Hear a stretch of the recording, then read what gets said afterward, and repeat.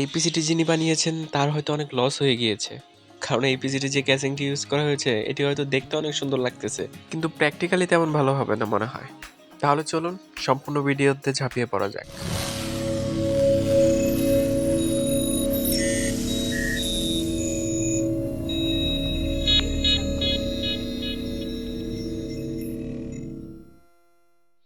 Hello guys, কেমন আছেন সবাই? আশা করি অনেক অনেক ভালো আছেন। সো আজকে আবারও চলে আসলাম নতুন একটি ভিডিওতে। সো আজকে যে পিসিটি বিল্ড করতে যাচ্ছি এই পিসিটি ইউজ করা হচ্ছে Ryzen 5 এর 5600G।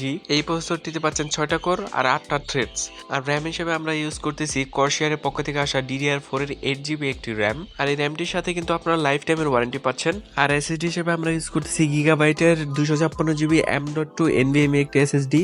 এই এসএসডিটি কিন্তু স্মার্টের আর 3 বছরের ওয়ারেন্টিও পাচ্ছেন। আর মাদারবোর্ড হিসেবে আমরা ইউজ করতেছি MSI এর B450MA Pro Max 2 মাদারবোর্ডটি।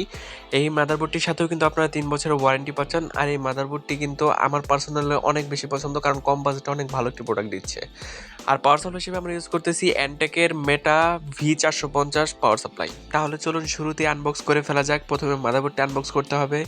এছাড়াও আমি আমার ভিডিওর শুরুতেই কিন্তু বলেছিলাম যে আজকে যে কাস্টমার তিনি কিন্তু অনেক লস করেছেন, কারণ উনি যে ক্যাচিংটি ইউজ করেছেন এই ক্যাচিংটি ওনার পার্সোনালি ছিল। উনি দারাজ থেকে নাকি কোন জায়গা থেকে যেন পার্সোনালি অর্ডার করেছিলেন। সো ওনার প্রাইস অনুপাতে ওনার ক্যাচিংটা তেমন ভালো হয়নি, কারণ ওনার যে বিল্ড, এই বিল্ডে ভালো একটি ক্যাচিং ইউজ করলে ARGB ফ্যাসিলিটিগুলো ভালোভাবে ইউজ করতে পারতো।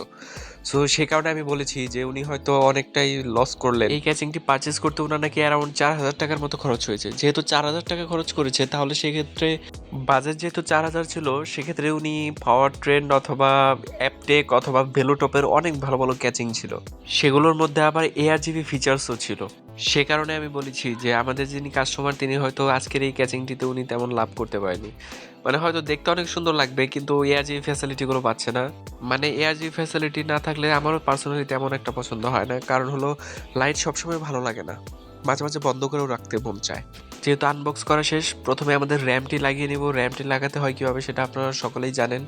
সো তারপর দেখে নেন কীভাবে র্যাম লাগাতে হয়। অনেকে র্যাম লাগানো জানার পরেও র্যাম লাগাতে পারে না। এখানে প্রসেসর লাগানোটা খুবই ইম্পর্টেন্ট, কারণ প্রসেসর ঠিক মতো না লাগালে কিন্তু প্রসেসর নষ্ট হয়ে যাওয়ার চান্স আছে, কারণ পিন প্রসেসর যেহেতু। সো একদম পয়েন্ট টু পয়েন্ট পিন মিলতে হবে। সেক্ষেত্রে মাদারবোর্ডে তীর চিহ্ন দেওয়া থাকে, আবার প্রসেসরও তীর চিহ্ন দেওয়া থাকে। সেক্ষেত্রে খুব কেয়ারফুলি সেই তীর চিহ্ন মিলিয়ে প্রসেসরটি লাগাতে হবে।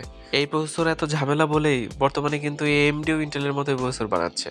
সো এই পর্যায়ে আমাদের এসএসডি লাগিয়ে নেব। এসএসডি লাগানো তো একদম সোজা, র্যামের চেয়েও লাগানো সোজা, শুধু বসিয়ে দিলেই হয়ে যায়। সো আমাদের ক্যাচিংয়ের ভেতরে আমরা মাদারবোর্ডটি বসিয়ে নেব। মোটামুটি সব কিছুই বসানো শেষ, কুলিং ফ্যান, ইভেন উইন্ডোজ করাও শেষ। উইন্ডোজ করেই তারপর আমি ক্যাচিংয়ের ভিতরে ঢুকাই। তারপর পাওয়ার কেবলের কানেকশনগুলো দেওয়া শেষ, কেবল ম্যানেজমেন্ট করাও শেষ। তো এই পর্যায়ে আমাদের পিসিটি আশা করতেছি যে পারফেক্টলি রান হয়ে যাবে, এবং কি আমার এই পিসি বানাতে খুবই ভালো লাগে। আমি প্রায় এক সপ্তাহে 8 থেকে 10টা পিসি বানাই। সো এই 10টা পিসি বানাতে আমি খুব এনজয় করি, আর কিছু কিছু ভিডিও বানিয়ে আপনাদের সাথে শেয়ার করি, যদি আপনাদের কোনো উপকারে আসতে পারি। আমি আমার ভিডিওগুলোতে অবশ্যই আমার প্রত্যেকটা প্রোডাক্টের প্রাইসগুলো আমি উল্লেখ করে দেই। আপনারা তারপরেও কেন যেন আমাকে কমেন্ট করেন যে প্রাইসগুলো কেন বলে দেন না। বলে দেওয়ার তেমন কোনো কিছু নেই, আমি এই কারণে আমার প্রাইসগুলো ডাইরেক্ট উপরে উল্লেখ করে দিয়ে দিই। আর ভিডিওতে আপনারা যে প্রাইসই দেখেন না কেন, প্রাইস কিন্তু সবসময় এক থাকে না। সো সেই কারণে সবাই কেয়ারফুলি একটু অনলাইনে দেখে নেবেন প্রাইস বাড়লো না কমলো। সো আজকের মতো এই পর্যন্তই। সবাই ভালো থাকবেন, সুস্থ থাকবেন। আর আমার ভিডিও ভালো লাগলে অবশ্যই শেয়ার করবেন আপনাদের বন্ধুদের সাথে। আর আমার ভিডিওর নোটিফিকেশন সবার আগে পাওয়ার জন্য আমার চ্যানেলটি অবশ্যই সাবস্ক্রাইব করবেন। সো আজকের মতো এই পর্যন্তই। আল্লাহ হাফিজ।